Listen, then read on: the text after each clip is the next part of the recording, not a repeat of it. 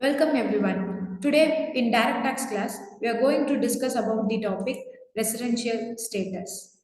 Residential status as per Income Tax Act.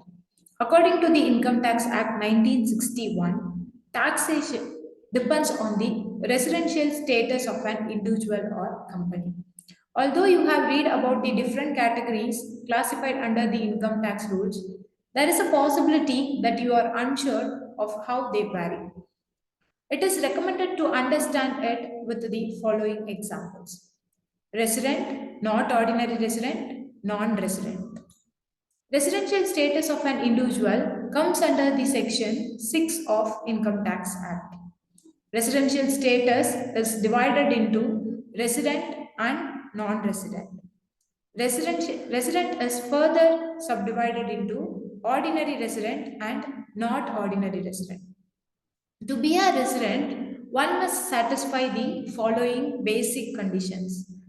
He must stay in India for at least 182 days in a year, or he must stay in India for 60 days in the current previous year and 365 days in the preceding four previous years.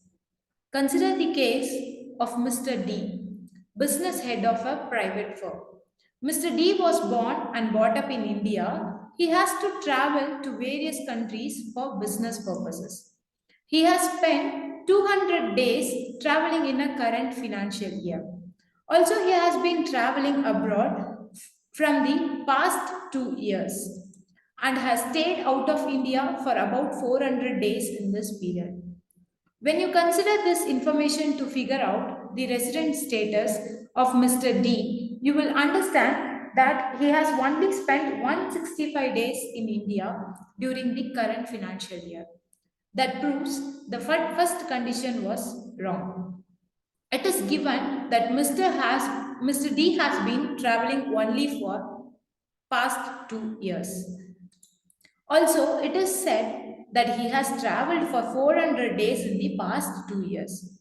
That means in the past 4 years, Mr. D has stayed in India for more than 365 days, that is 1061 days.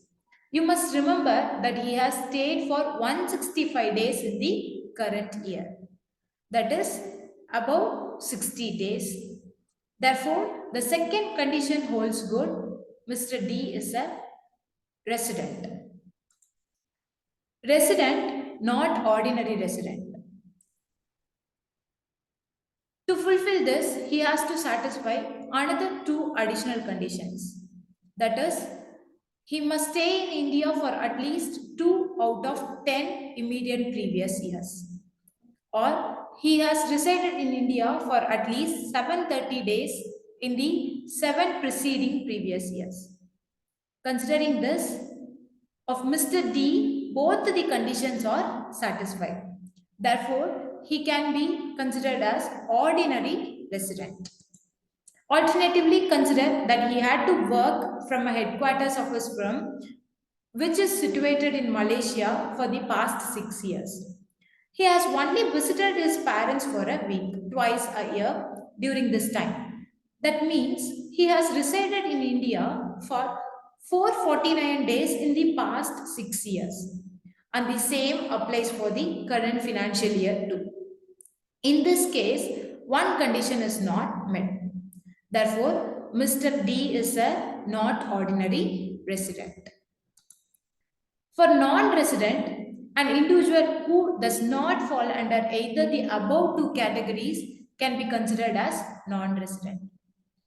For example, Miss G went to London to join a reputed university for a graduation course for 3 years. While studying there, her professor suggested her to join a postgraduate course at the same university for 2 years. She had to get an internship certificate to complete the course. Upon completion, the firm offered her a permanent position. She has been an employee there for the past 4 years. That is, Miss G has stayed out of India for 9 years now. She receives rental income from the property that she inherited from her parents. Both the condition is applicable for ordinary resident are not satisfied. That makes Miss G an non-resident. It is important to determine the residential status of a person since the taxability of an income of a person depends on the residential status during that financial year. For example, a person resides in India is liable to pay tax in India on his global income. As per Section C of the Income Tax Act 1961, all the assessees are divided in the following categories for the purpose of determining their residential status. That is, for individual and Hindu undivided family, ordinary resident, not ordinary resident, and non resident. If suppose it is for a firm, company, or local authority, body of individual, other artificial judiciary persons, it is only resident and non resident. Individual, Hindu undivided family, company, and every other person. Types of residential status. Assessee can be categorized into following residential status during the previous year. A resident in India, non-resident in India. A resident individual and Hindu undivided family are further subcategorized into resident and ordinary resident, resident but not ordinary resident. For an individual, the residential status is determined on the basis of his physical presence in India during the previous year, that is, from April 1st to March 31st, and the preceding previous year. An individual is said to be a resident of India if he is physically present in India for a period of not less than 182 days. Under condition is physically present in India for a period of 60 days in the previous year and 365 days in the preceding 4 previous years. If a person does not meet any of the above two conditions, then he is said to be a non-resident in India for the purpose of taxation. A resident individual is further classified into resident but not ordinary resident. If his stay in India is less than 729 days in the previous year, was considered as non-resident in 9 out of 10 preceding previous years. So, for an Hindu undivided family, the control and management of Hindu undivided family comes under Karta, resident but not ordinary resident. If a Karta in India stays less than 729 days in the preceding 7 previous years, Karta was considered as non-resident if he stays less than 9 years out of 10 preceding previous years. If a control and management of Hindu undivided family is situated wholly outside India, then the Hindu undivided family shall be treated as non-resident. For a company, an Indian company is always treated as resident in India. However, in the case of a foreign company, it shall be treated as resident in India if the place of effective management of foreign company is in India. If place of effective management of foreign company is outside India, then it shall be treated as non-resident in India. For every other person, in case of person that is firm, body of individual, they will be treated as resident in India if control and management of person is situated in India. If it is situated outside India, then status will be non-resident. It must be noted that if a person is resident in India in the previous year, as respect of any source of income is deemed to be resident in India in respect of all sources of income. An assessee is not allowed to claim different residential status for his different sources of income. So, before calculating income, during during the year, it is most important to calculate the residential status of an assessee. Taxability of income in case of ordinary resident person. A resident assessee shall be liable to pay tax in India on the following income received or is deemed to be received by him in India in the previous year. And the second one is income occurs or arises or is deemed to occur or arise to him in India during such year. And the third one is income occurs or arises to him outside India during such year. Next one, taxability of income in case of non-ordinary resident. A resident but not ordinarily resident individual and Hindu undivided family shall be liable to pay tax in India on the following incomes. First one, income received or deemed to be received by him in India in the previous year. Second one, income occurs or arises or deemed to occur or arise in India during such year. Income occurs or arises to him outside India during such year if it is derived from a business controlled from India or from a profession set up in India. Next is taxability of income in case of non-resident person.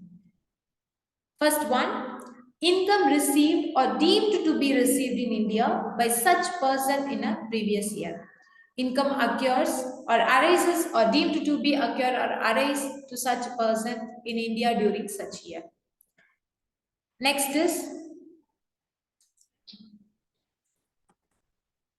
income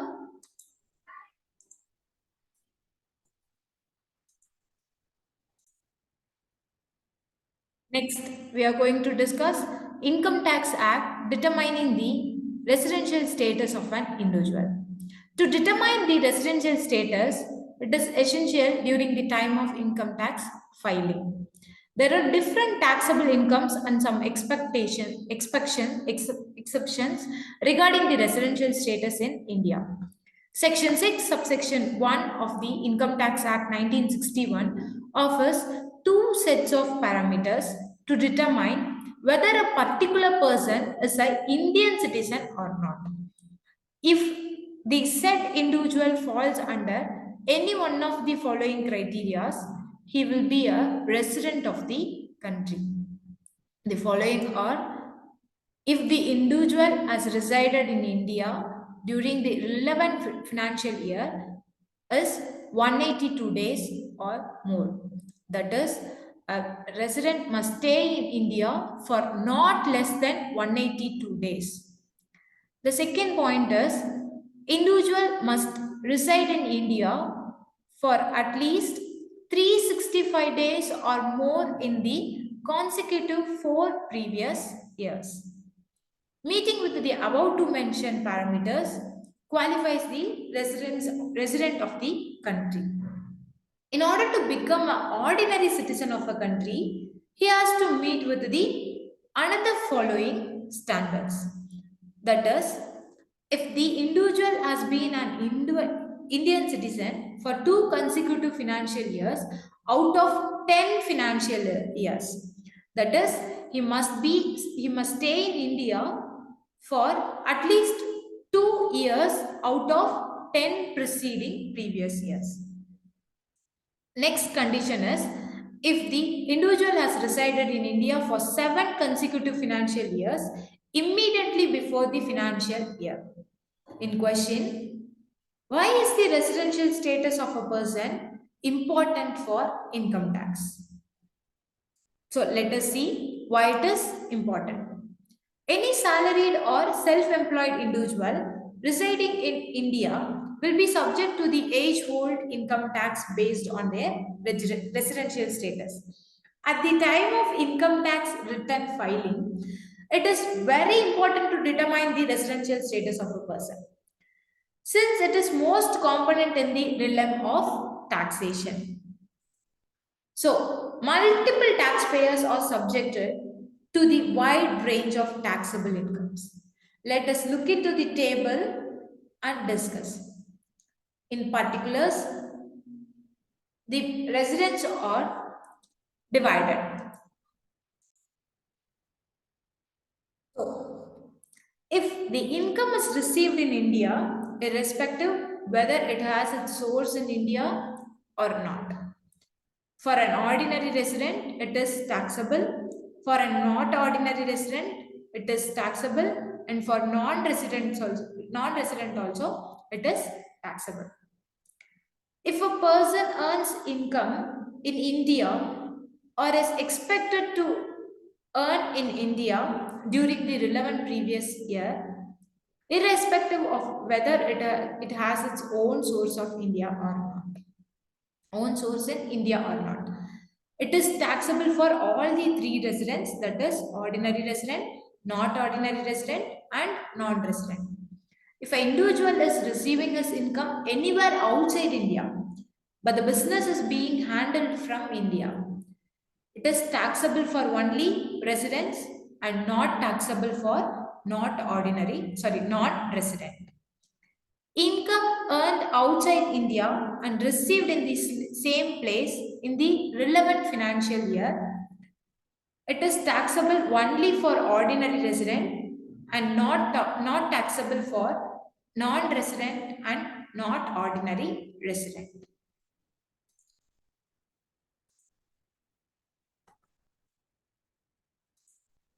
So, residential status in India, things to keep in mind. So, let us recall income receipt. To levy income tax, it is of utmost importance that you have to save the first receipt. If a certain amount of money received outside India is subsequently dispatched to India, it will be considered a foreign receipt. Merely because there is an issue of remittance involved does not make the amount an income received in India.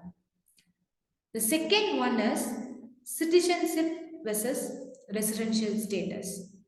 There is an enormous difference between the two notions. A citizen may not be a resident in the same country. So, in comparison with this, an individual being a citizen of a foreign country may still be an Indian citizen. He may also be a citizen of foreign country and an Indian citizen. Third one, stay period calculation. Calculating an individual's period of stay is essential to the concept of residential status. It is important to note here that the stay does not necessarily have to go ongoing in nature. Elements such as the total number of days spent at the time of important for computation. The individual stay can be at any location and need not necessarily be in the same place. So, things to recall: to be a resident, he must satisfy two basic conditions.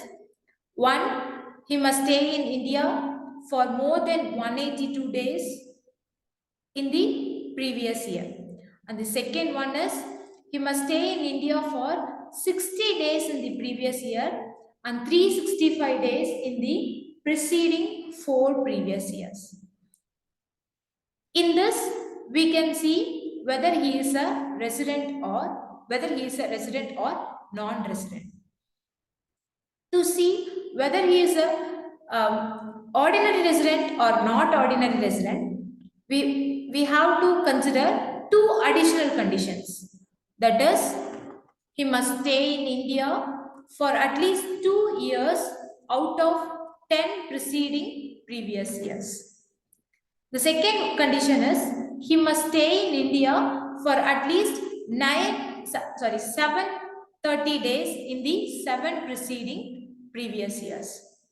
So, if a person satisfies first two basic conditions, any one of the basic conditions, he is a resident. If a person does not satisfy any of the two basic conditions, he is a non-resident.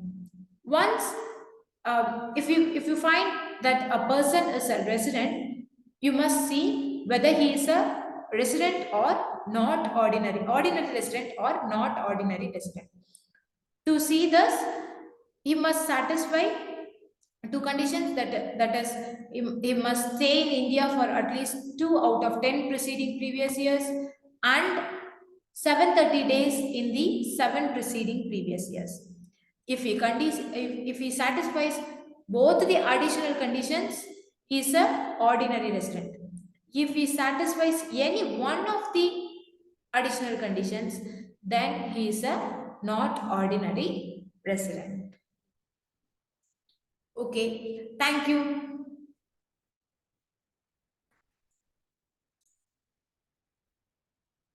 Thank you. I think you have cleared in this topic. You are clear in this topic. Thank you.